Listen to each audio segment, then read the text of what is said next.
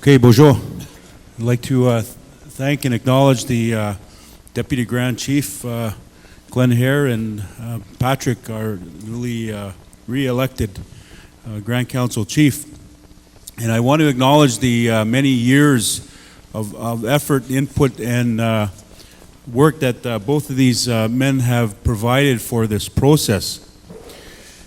I'd also like to make a notable mention of all of our First Nations and our citizens and the workers that have been involved in Chinook Nagawin over the last several years in getting us to this point. We are doing Chinook Nagawin and Nagodwe Waganazid for our people. I just want to make a point here before we get into the presentation, and I'm glad that our Ontario Regional Chief is here, and I want to acknowledge and commend the work that he's done on the front of the Ontario region. And I want to note and share with you something that the Prime Minister said in the January 23rd meeting. The Grand Chief had asked me to participate in a meeting with the Prime Minister in leading up to the Crown First Nation gathering, and our Ontario Regional Chief was a proponent and advocate for us having a face-to-face with the Prime Minister. But something that the Prime Minister said was quite striking. What he said after all the chiefs were done their presentations was that he said, "I hope you can appreciate that as the Prime Minister, I have a great number of issues and interests in this great ship of state." Now that's quite a profound statement, because what the Prime Minister was saying was that as First Nations were wards of the state. That's exactly what he was saying.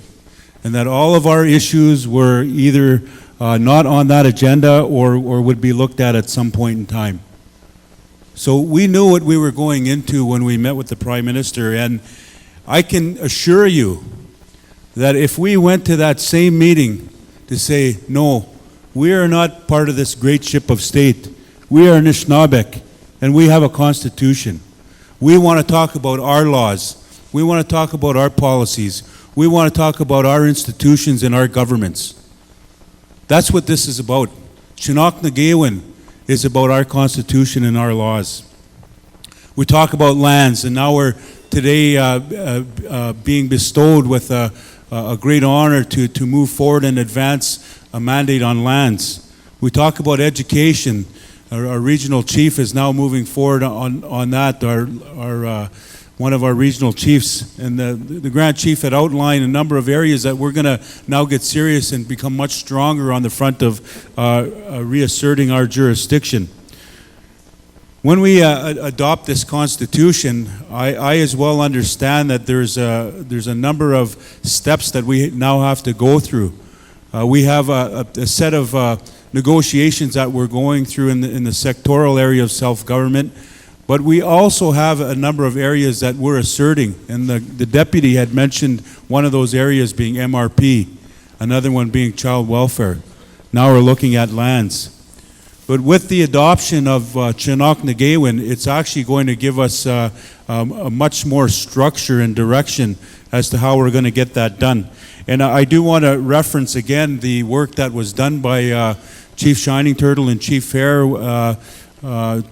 former Chief Abatosway, and a number of individuals that worked to put this together. This is Nagodwe Waganazid in Anishinaabeg. This is what's going to form the nuts and bolts and the structure and machinery of our government.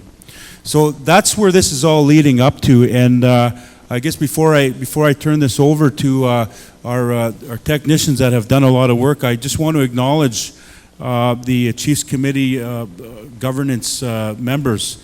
We have Grand Council Chief Madabi, Deputy Grand Council Chief Hare. We have myself, the chair, the Southeast Regional Chief James Marsden, Southwest Regional Chief Chris Plain, Chief Knott, Chief Patrick Waterlove, Chief Hazel Fox Recollet, our UOI elder, not in training anymore, Northern Superior Mike Esquega, and Chief Arlene.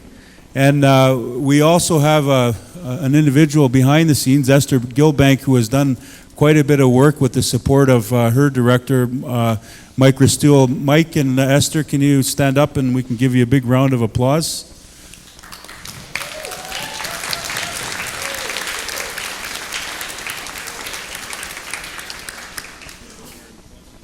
So as the Grand Chief had indicated, what we're seeking here is a movement forward. This is the proclamation. The Constitution has been accepted in the Assembly. We are proclaiming this process moving forward, which is a formal part of how we begin drafting up the implementation plan. So with that, what I will do is I will turn it over to Mary Laronde and Roger Daybuch, and then they can set up the process of the presentation, and then we'll move to the resolution. So I'll turn it to Roger first. Miigwech.